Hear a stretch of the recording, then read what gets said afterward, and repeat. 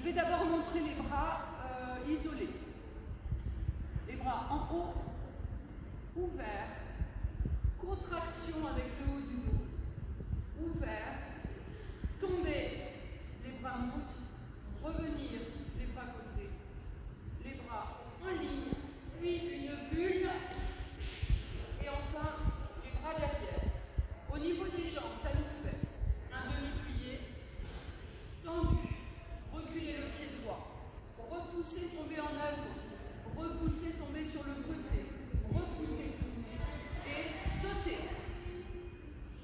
Les deux combinés en même temps, ça nous fait demi-plié, tendu, recul, ouvrir, tomber, revenir, tomber sur le côté, tourner et sauter. Alors, ce qu'il va falloir produire dans la séquence par transposition, en fait une transposition c'est la modification d'une des composantes du mouvement, au moins d'une. Aujourd'hui, j'ai choisi d'illustrer ça par la hauteur, c'est-à-dire qu'en fait, je vais demander à un sous-groupe de commencer la structure telle qu'elle est debout, puis de descendre au sol pendant l'évolution, tandis que l'autre sous-groupe va devoir commencer au sol et se relever pendant la structure.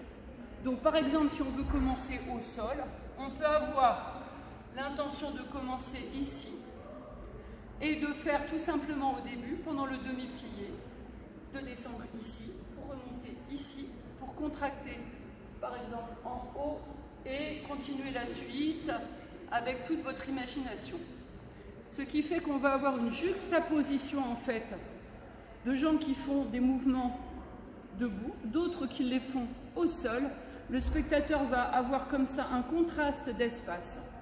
En plus, sur cette structure de transposition, on va demander aux élèves d'ajouter une modification de vitesse sur un mouvement.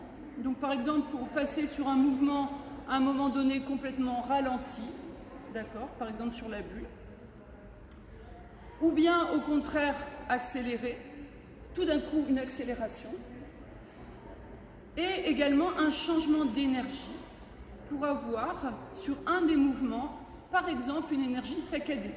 Donc ça peut être sur le premier mouvement, pendant la montée des bras, avec une saccade, hop, hop, hop.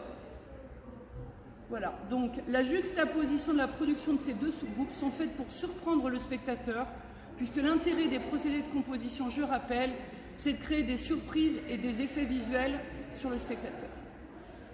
Voilà pour la séance numéro 3.